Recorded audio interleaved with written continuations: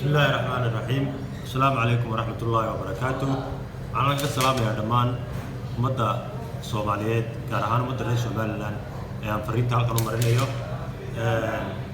عندنا إن كهالله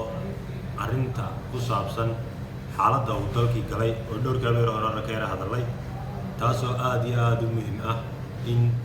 أنا لقيت دارين إلا تدكو أي مكان يساعي كرتان خطرت كوساس عطاين تعليق تاعي لو نسي شيء أو قفل بالك أو تشوجو وواجبات كمواطنين ما هي صار نهاية هاي إنه تدكي سوي شيء خطرت كوسافول خطرت وين نعاو كهذا لنا يوم تكوسافول وحوي وتنارو شغله وح شرع اللي هذا وكبحي ناشي وكبحي waxaynu aad iyo aad u arkaynaa maalin walba in dadka lagu xiriyo ra'yigooda fikirkooda ama xisbi ha noqoto kuwa xisbiyada dad baaba u hadlayo u doodayay waxa badan boqolaalka qof ee ku xiran jeelasha ee aan cid doodaysa jirin ee aan cid ka daba tegaysa jirin kaliya loo xiray kooxda meesha joogta iyo ninka meesha jooga colaad uu hayo ama nacayb uu hayo ama danihii xaaraan tahay ee meesha lagu walaaqayay tooshka ku bixisay qaarkood dalkoodii bay ka yaaceen ama Soomaaliya bay ka hadleen ama saxaafada noqdaan ama wariyaal noqdaan ama dad iyaga kale oo iskood isku xilqaamay oo fikirkooda dhiibtaan noqdaan markaas waxaynu maraynaa halkii la oran lahaa war qofkani maxaa lagu xidhay maxkamad waaran lagu xidhay maxkamad iska difaacina garsoor cadaalad ay heli lahaa in la yiraahdo waxa loo soo bariyaa ina biixi baa loo soo bariyaa marka qof wal isaga loo soo bariyo ee maraysa oo soo dhunkanayna ee ay marayso odayaalba u tagay ee marayso culimo u tagtay ee wuxuu isagu soo daayay raalihaashiisa oo la soo deynayo waxa uu colaystana uu xirayo waxay tahay marka aayaha dawladnimada laga sugayay ama dadku waxa ay eeganayaan ee ay dhowranayaan dadku inta badan waxay ka sheekeeyaan nabaddu qof waliba uu jecel yahay ka wax ku haysta ka waxba ku haysta qof waliba inuu horta nabad helo bini'aadamku waxa ugu weyn oo erayga ugu wanaagsan ee lagu dhawaaqo waxa ugu weyn ee tahay cid walba inay hesho laakiin nabadda asaaskeedu waa cadaaladda haddii cadaalad meeshii la waayo xorriyad la waayo ma jirayso nabaddu marka kulliba nabadi ma jirayso haddii dulmi meeshii yimaadee intaanay qiimo maanta ka badan ku bixin in dadku ay nabadgelyo helaan oo ay cadaalad helaan oo ay dowladnimo helaan maanta ayuu dhow yahay oo ay tahay in laga qabto ummadda in laga qabto dadka marka waxa weeye waxa qayno hortaalo aan dhan aynu uga gudubno iyo waxaynu iskaga qarino iyo sabab aynu isu diidsiinaatoona aanay jirin waynu ognahay dad badan baa ka hor yimi dulmiga waddanka ka socda iyo cadaalad darrada siyaabo fara badan uga hor yimi qaarkood jawaada kaga hor yimaadeen qaarkood afarta saac hadlayaan oo cid baanay dhegaysanaynin هذه قرالة دولميجا قف كدالم كاي دت كدولميجا هذه جرالي سكسية أما صديقة أما تاجرة أما أيابو نبتوقو بدني كسوق هذا ونوعنا هايوين كد دت كوقو بدني كعمل يابو حوي أما نقول كودي وكقاضي أما بريو هودي وكقاضي أما هتيدو هودي وكبابي حوي ودت كي مركي هراء أن دولميجو ومقنن أما أن أركينين دت كوقو كلامه يعني باتدا دت كلامه xildhibaanaa la xidhay ilaa loo soo bariyay lama soo deynin sharci ka soo daayay ma jirin maxkamad ka soo deysay ma jirin cid allaale cid ka soo deysay iminka wuxuu xidhay hoggaanka xisbiga waddani oo kale hoggaankiisii buu xidhay odayaal baa la yidhi way soo bariyeen mee sharcigii maxaa xisbiyada loo samaysanaya haddii qofku meesha jooga uu xidhaya maxaa la mucaaradayaaba haddii uu xidhaya maanta haddii la soo daayo berri toole ama uu soo daayay berri toole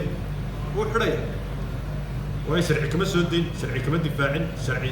isagii ka qabanaya ma jiro britolana in cid kastoo kala xidhan oo socda hal malaysa marka dadka masaakiinta aan cidi u doodaynin aan cidi ka daba hadlayn aan xisbina ka tirsanayn ururna ka tirsanayn cid alla cid u doodaysa ma jirto marka waxa ku xigaysa inuu dadka laayo in dad la laayo in cid allaale ciddii ka horta wadda maanta wala xidhaya ay xabad lagu dhuftaa ka hor imanayso ku xigto haddii aan maanta la garanin khatarta soo wajahan dhibaatada ka iman karaysa kelitalisku waxa weeye waa qof aan isku kalsoonayn dad rabta nidaam kelitalisa diida fikradaha dadka xorriyadda dadka sharciga ka carara waa qof aan kalsooni qabo qofka haddaan kalsooni lahayna waa fulay markaa sabab looga baqaa ma jirto markaa ummadda reer somaliland waxaan soo jeedinayaa inay ku raadiyaan dariiqa nabadgelyada ee ah inay isku soo baxaan mudaharaada sameeyaan cidna aanay ka sugin inay xuquuqdooda u ilaaliso walaa xisbi walaa cid kale marka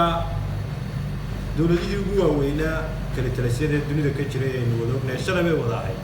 ciidanka iyo hubka ay haysteen iyo wax walba ay haysteen way iskaga yaaceen markii dadku ku soo baxay marka ninoona nin ha u danaynin reereona reer ha u danaynin qabiilowna qabiil ha u danaynin qofoona qof ha u danaynin waxa laga hadlaya waxa weeye waa xuquuqdaadii waa sharcigii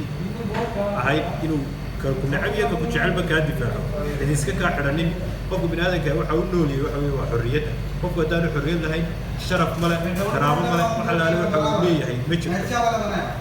wax allaale waxa uu leeyahay ma jirto marka xorriyaddu waa waxa ugu weyn ee qof bini aadan hantiyo yeesho marka ummadda reer somaliland waxa aan u sheegayaa waxa duulimaadka lagu yahay waa xorriyaddii hadaydan xorriyaddiina u dagaalamin ilaashanin xorriyaddiina dastuurkaa ballan qaaday reernaydii muusiin qabiilnaydii muusiin sababta dadku dastuurka u samaysteenna waxa weeye reerna aanu ku duulin qofna qofku ka awood badayey ama ka lacag badayay ama ka hanti badan yahay inaanu xorriyaddiisa qaadanin ama aanu mushkiladii dhibaato toona u geysan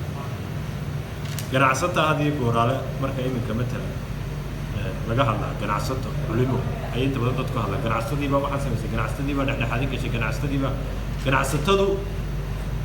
haddii ay nabadgelyo darra timaado xoolahana ma haysanayaan hantidana ma haysanayaan waddanka waa lagu kala yaacaya markaa dantooda iyagana waxay ku jirtaa iyo culimada masaajidkana fadhiyi maayaan oo la isugu soo gelaya meesha haddaan nabadgelyo jirin masaajid maxaa dad soo khudbaday malcamad cid haysan mayso madrasad cid haysan mayso intaad meel soo fadhiistay cidna uma maxaadaraynaysa marka qof kasta waxaa faran inuu kala talisnimada iyo sharciga lagu tumanayo ka hor yimaado joojiyo masaajidada lagaga hadlo maxfalada la isugu yimaado lagaga hadlo mudaharaadada iyo abaabulka bulshadana qayb aad iyo aad u weyn ay ka qaataan dadka codka leh ee dheergaradka ah ee farintoodu cid walba gaadhayso taa waxa aan sababtaan ugu soo jeedinaya waxa weeye waa wax dhammaanteennna wada quseeya waxay tahay dhammaanteen inaan wada ilaashano xorriyaddeenuna waa sharafteenna iyo karaamadeenna aad iyo aad baan idiin salaamayaa dhammaantiin assalaamu calaykum waraxmat ullahi wabarakaatu